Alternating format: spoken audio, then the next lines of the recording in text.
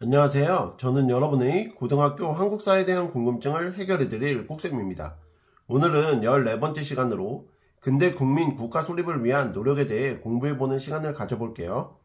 먼저 청일전쟁과 동아시아 질서의 변화에 대해 살펴볼 건데요. 이모군란과 갑신정변을 계기로 청일 간의 갈등이 본격화되고 조선에서 경제적 주도권을 잡기 위해 청일 상인의 경쟁이 치열해지던 중 동학농민운동을 계기로 조선정부가 청에 군대 파병을 요청하자 청이 조선의 군대를 파병하면서 텐진조약에 따라 이를 일본에 통보하였는데, 이에 일본이 자국민 보호를 명분으로 조선의 군대를 파병, 일본 군대가 경복궁을 점령하고 조선정부를 장악하게 됩니다. 일본은 이에 그치지 않고 청군을 기습 공격, 1894년 청일전쟁이 벌어지게 되는데 평양전투, 황해전투에서 일본군이 승리. 이로 인해 일본은 강화조약인 시모노세키 조약을 체결, 청으로부터 막대한 배상금을 받아 산업화에 박차를 가하여 제국주의 국가로 성장하게 되고 랴오둥 반도와 타이완을 넘겨받게 됩니다. 동학농민운동을 무력 진압하고 가보개혁 등을 강요하며 조선에서 영향력을 확대하게 되고요. 이에 반해 청은 열강의 이권 경쟁으로 반식민 상태로 전락하고 조선에 대한 영향력을 상실, 중국 중심의 동아시아 국제질서가 해체되게 됩니다. 조선을 둘러싸고 러시아와 일본의 각축도 일어나게 되는데, 청일전쟁에서 승리한 일본이 시모노세키 조약으로 라오둥 반도를 차지하자 만주 진출을 노린 러시아가 프랑스, 독일과 함께 라오둥 반도를 청에 반환하도록 일본에 압력을 가한 삼국 간섭이 이를 잘 보여줍니다. 삼국 간섭 이후 조선에서 일본의 영향력이 약화되자 조선은 러시아를 끌어들여 제2차 가보개혁을 주도하던 친일 세력의 박용호를 축출하였고, 조선을 보호국화하려는 일본의 영향력으로부터 벗어나고자 하였는데, 이에 일본이 칠러 정책을 주도한 명성황후를 시해하는 을미사변을 일으키게 되고 고종이 러시아 공사관으로 처소를 옮기는 아관 파천이 일어나게 되죠. 러시아 군대가 만주에 진출하자 일본이 미국과 영국의 지원 아래 이를 견제하며 대립하기도 하였고요. 자, 이제 동학농민운동에 대해 알아볼까요? 흥선대원군이 물러난 후 삼정의 문란이 심화되고 외국에 대한 배상금과 근대 문물 수입 경비로 재정이 궁핍해졌는데, 이에 더해 청일 상인의 영국산 면직물의 대량 유입에 따른 국내 면 방직 수공업이 타격을 받게 되고, 일본 상인의 곡물 유출에 따른 곡물 가격 폭등과 식량 부족으로 인해 일본에 대한 농민들의 반감이 고조되게 됩니다. 이런 배경 속에서 인내천 사상과 외세를 배척하는 사상으로 농민들의 호응을 얻고 동학의 모임 장소인 접소에 책임자인 접주를 두고 전국을 포와 접으로 나누어 관리하는 동학의 교단 조직인 포접제를 정비하고 경전을 간행하는 등의 포교 활동으로 동학이 삼남 일대로 교세를 확장하게 되는데, 교조 최재우가 세상과 백성을 현혹했다는 혹세 무민의 억울한 누명을 쓰자 이를 벗기고 포교의 자유를 보장받으려는 교조 신헌운동이 1892년 삼례집회, 1893년 한양 복합상소, 1893년 보은집회의 과정을 거치며 전개되게 됩니다. 동학농민운동은 이전부터 사용되던 보가 있었는데도 농민을 강제로 동원해 만석보를 다시 쌓고 많은 물세를 거두는 등 고부군수 조병갑의 탐악과 수탈이 원인이 되어 1894년 1월 전봉준이 주모자가 누구인지 알 수 없도록 봉기에 참가한 사람들의 이름을 사발 모양으로 둥글게 서명한 사발통문을 돌려 동지를 모은 후 고부 관할을 점령, 억울한 제수를 석방하고 아전을 징벌하였으며, 만석보를 파괴하는 행동으로 전개되어 정부가 박원명을 신임 군수로 임명하고 안핵사 이용태를 파견하게끔 한 고부 농민 봉기, 안핵사 이용태가 농민 봉기 관련자를 동학교도로 몰아 탄압하자 전봉준과 손화중 등을 중심으로 전라도 무장에서 봉기, 고부를 점령하고 백산에서 4대 강령과 제폭구민, 보국안민의 내용이 담긴 경문을 발표하고 1894년 4월 황토현 싸움, 황룡촌 전투에서 광군을 격파, 전주성을 점령했던 제1차 동학농민운동으로 전개되었는데, 이에 정부가 청해 원군을 요청하여 청군이 아산만에 상륙하고 일본군이 텐진 조약에 의거 자국민 보호를 내세워 인천에 상륙하게 됩니다. 1894년 5월 동학농민군이 외세의 개입을 우려 정부와 전주 화약을 체결하였는데, 이를 통해 동학농민군은 전라도 각 지역의 농민의 의사를 모으고 행정과 치안을 담당한 농민의 자치적 민정기구인 집강소를 설치하여 폐정개혁안을 실천하게 했으며, 정부는 임시기구로 교정청을 설치하며 동학농민군의 요구를 반영한 자주적 개혁을 추진하고 청일 군대의 철수를 요구하였으나, 일본군이 경복궁을 점령하고 군국기무처가 설치되면서 교정청을 폐지하게 돼요.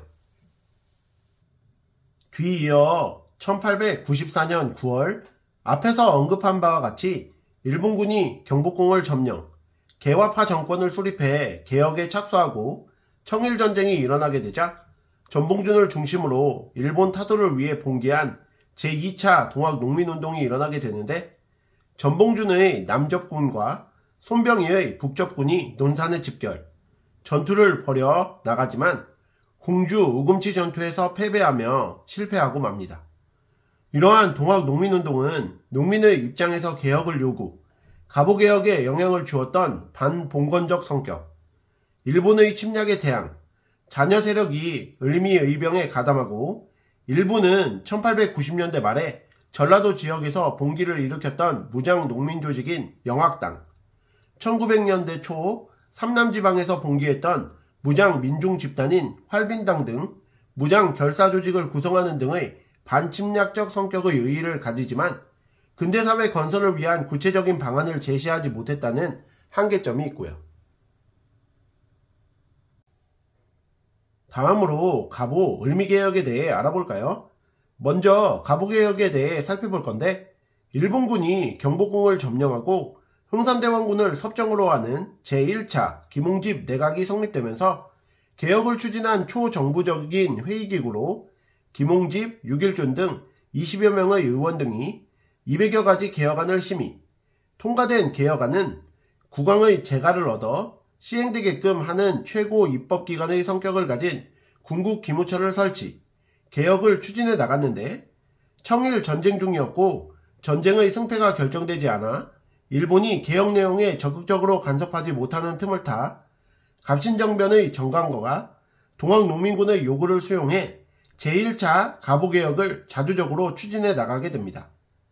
구체적으로 제1차 갑오개혁 과정에서 정치적으로는 왕실의 사무를 담당하는 국내부를 설치, 정부 사무는 의정부가 담당하게 하여 왕실과 정부의 사무를 분리, 국왕의 권한을 약화시켰고 과거 제도를 폐지하였으며 경무청을 설치했고 개국기년을 사용하는 등의 개혁을, 경제적으로는 국가재정을 탁지하문으로 일원화하고 은본위 화폐 제도를 채택하였으며 조세를 돈으로 내게끔 급납화하였고 도량령을 통일하는 등의 개혁을, 사회적으로는 신문제를 폐지하고 조언 금지, 과부의 재가 허용, 고문과 연자제를 폐지하는 등의 개혁을 추진하게 되고요.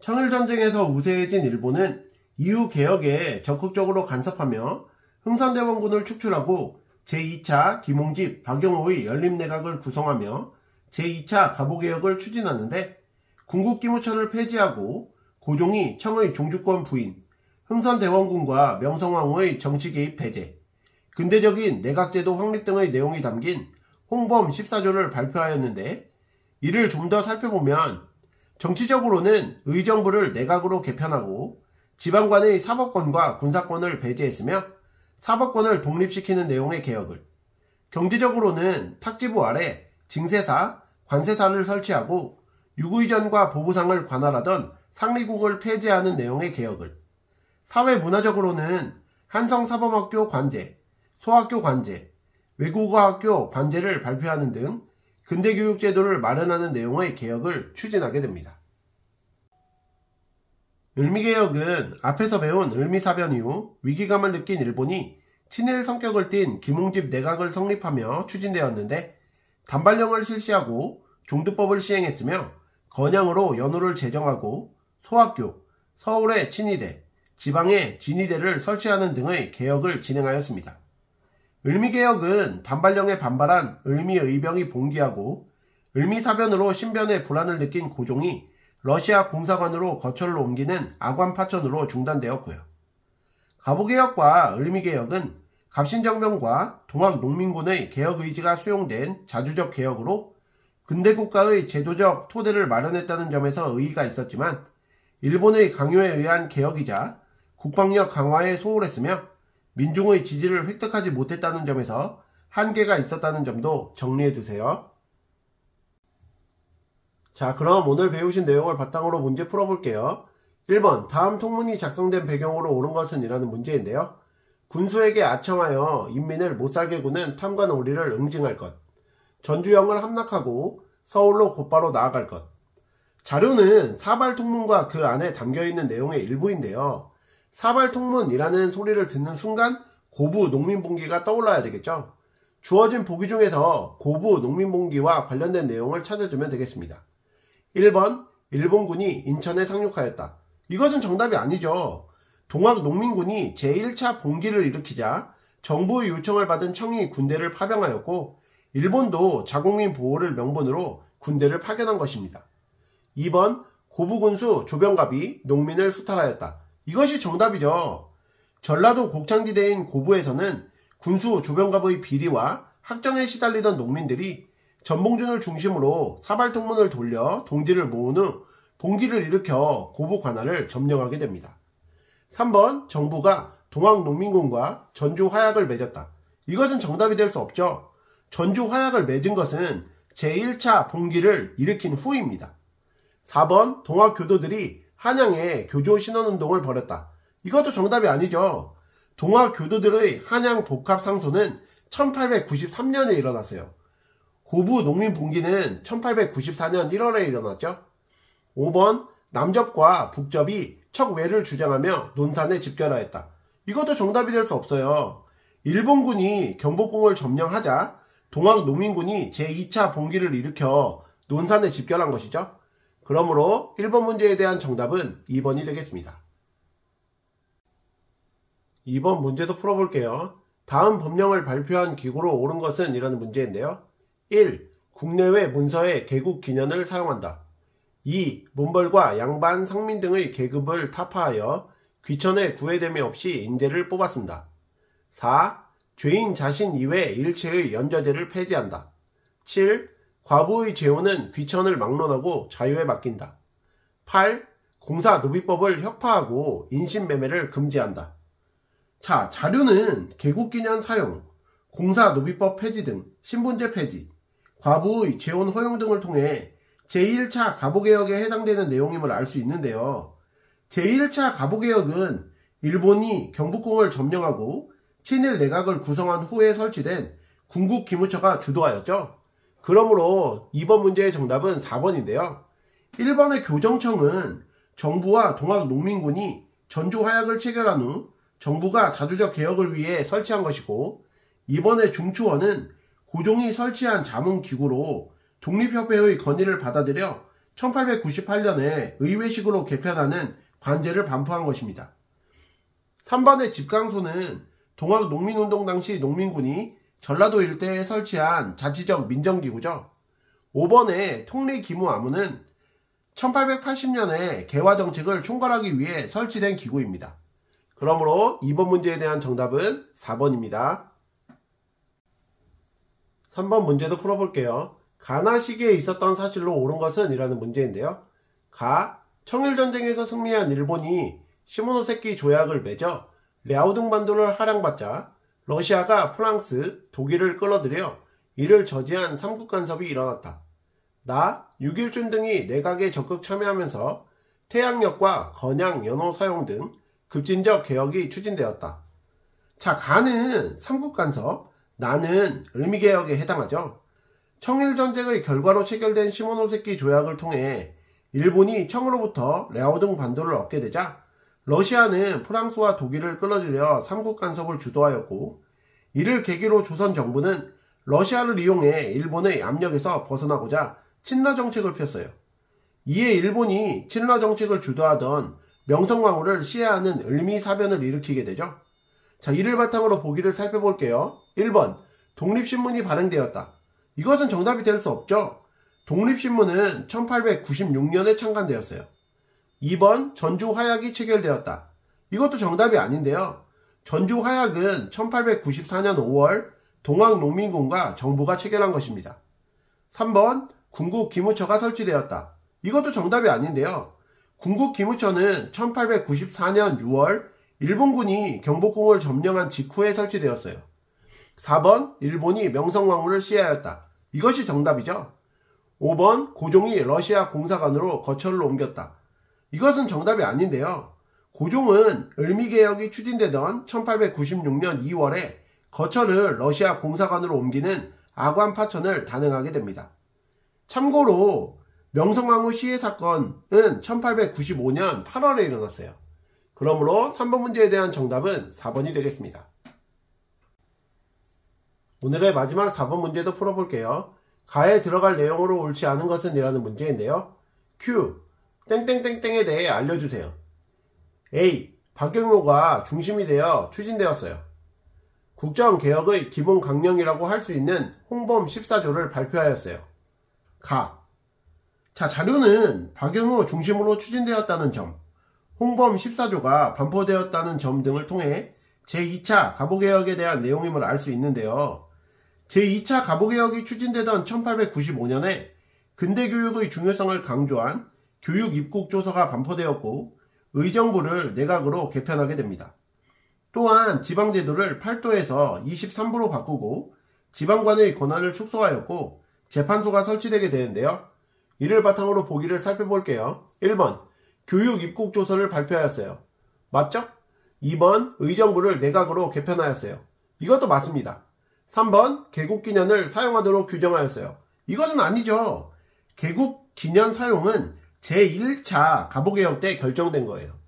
4번, 지방제도를 8도에서 23부로 바꾸었어요. 이것도 맞고요. 5번, 재판소가 설치되어 사법권의 독립이 이루어졌어요. 이것도 맞죠? 그러므로 4번 문제에 대한 정답은 3번이 되겠습니다. 이상으로 고등학교 한국사 14번째 시간 근대국민 국가 수립을 위한 노력에 대해 공부해 보셨는데요. 복습 열심히 하시고 다음 시간에 뵙겠습니다. 감사합니다.